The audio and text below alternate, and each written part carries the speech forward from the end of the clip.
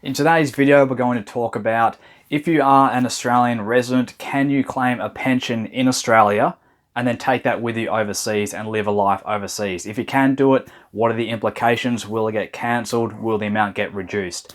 And also, if you are living overseas and want to come back to Australia in order to apply for the pension, what are the rules around that? Aaron here from Offshore in Asia. If you want to move your lifestyle, your money, your investments, your business out to Asia and you want to know how to do it in the most optimal way, well, we can help you to get there. Now, the topic of today's video, can you claim a pension in Australia and then essentially take that pension with you and move your life to Asia? So Asia is very popular with a lot of retirees, in particular the Philippines and Thailand are the big two. But the main reason why this has been popular for a very long time is it all comes down basically to geo arbitrage, which is a kind of a fancy term for saying your money goes a lot further out in Southeast Asia. So your cost of living is a lot less. Your rent is a lot less, food is a lot less, your social life costs a lot less, healthcare, dental, all this stuff will take a much smaller dent out of your limited income on your pension than it would if you're back in your home country. So moving out here on a pension really does make sense. It's just going to give you a much higher quality of life, but you really need to know what are the implications. You don't want to get cut off. You don't want it to be reduced any more than it has to, and that sort of thing. So let's get into it. So if you're living in Australia and you don't have much behind you, but you are claiming the full pension, at the moment, it's about 25 grand a year. And the fact of the matter is, I mean, yeah, you can live off that, but it's going to be not much of a lifestyle you're living here. Like, it's just become so expensive in Australia. So it really does make sense to move that money into a jurisdiction or move your lifestyle into a jurisdiction that is a lot cheaper, somewhere like Thailand, somewhere like the Philippines, and that's why everyone does it. So basically, when looking at whether your pension rate, your payment will decrease when you leave Australia, comes down to three main criteria. They are you going for less than 6 weeks, more than 6 weeks but less than 26 weeks, or are you going overseas for more than 26 weeks? So if you're going overseas for less than 6 weeks, it's very simple. Nothing changes. You don't have to tell Centrelink or Services Australia, as they are now known. You just go on your holiday, you come back, nothing changes.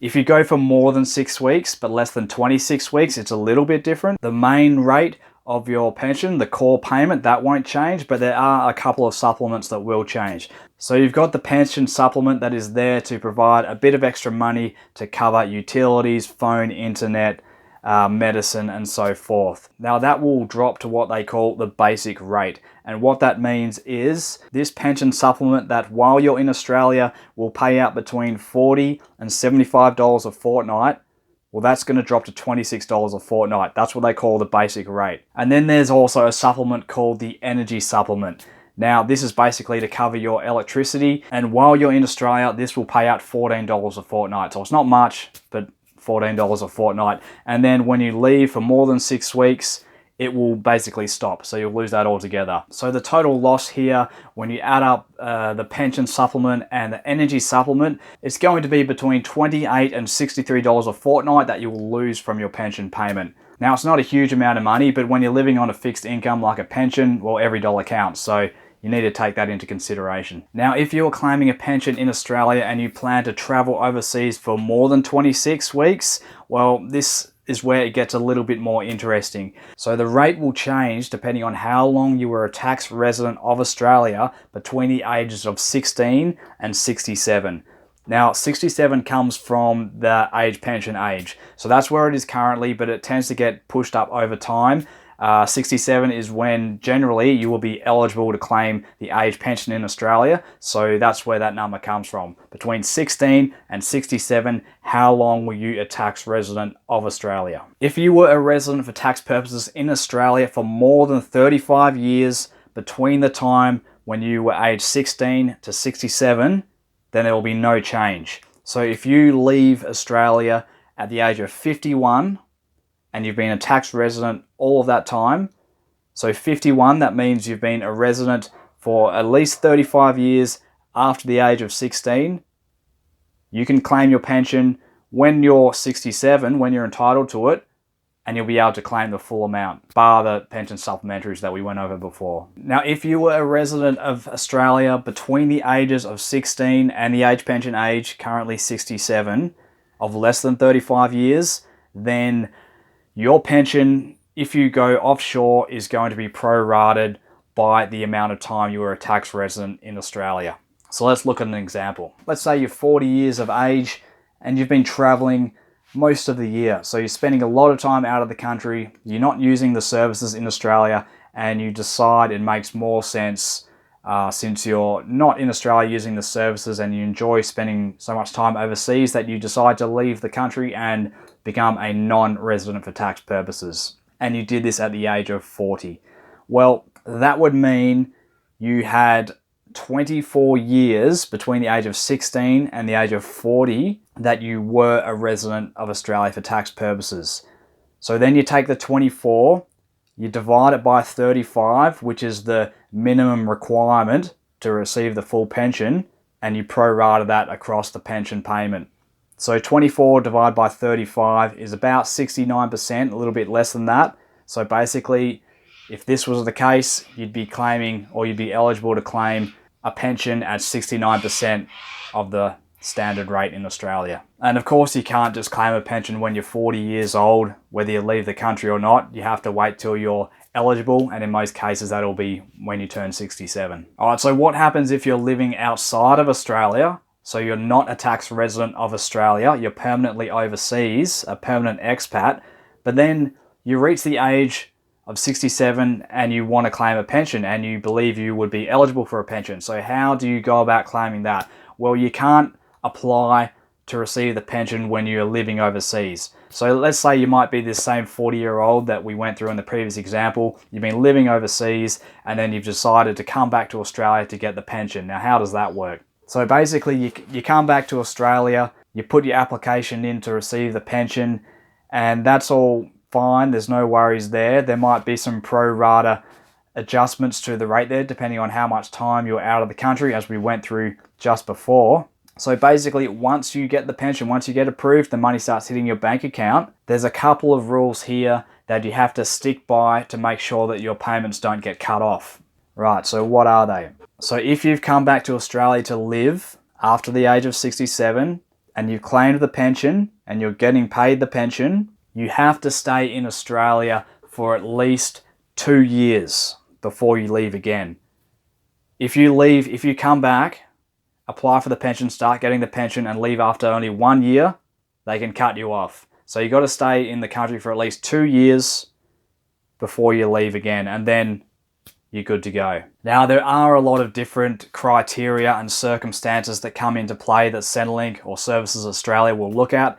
Here, we're just going over the main points that will be applicable to most people, but of course, you need to go have a chat to Centrelink, or you can talk to us and we can help you through the process.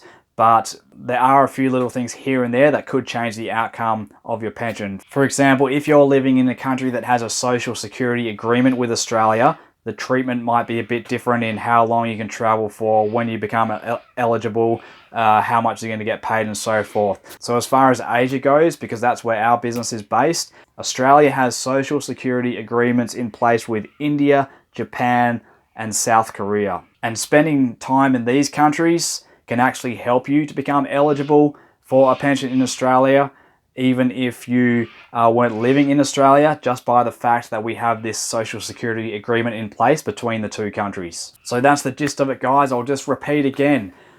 These are the main rules, but there are little things that can come into play here and there to change the outcome. Not just that, retirement policy, superannuation and pensions, and all of the stuff that comes into paying for retirement in Australia, the rules are constantly being tinkered with, and it's probably safe to say that in 20 years' time, it'll be harder to claim a pension than it is today. That is probably going to be a fact because of the aging population and not having the younger tax base coming through to fund all of the older people in the aging population. So it really does pay to do your research, plan your life around this, because if you are struggling a little bit or you have a limited income and you are hanging out for the age 67 to get your pension so you can just kick back and life will be great, and then you figure out or you find out that there was a new rule you didn't know about or an existing rule that you misinterpreted, that could have massive impacts on your lifestyle if you were no longer eligible for the pension or you were only eligible at a reduced rate than what you were expecting. So it really does pay to do your research, talk to the right people. We can help you with that. You can also talk to Services Australia. They'll be able to help you as well. Do what you have to do to make sure that your retirement is a good one financially, because you don't want to be worrying about money when you're entering your later years in life. Well, that's it for the video. I hope you enjoyed it. If you want to find out more information, you can hit us up. Go to offshoreinasia.com.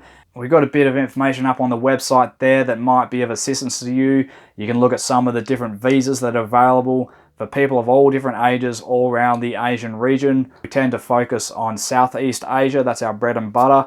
You can also book in a free discovery call and we can have a chat, discuss what your problem is and how to find a solution.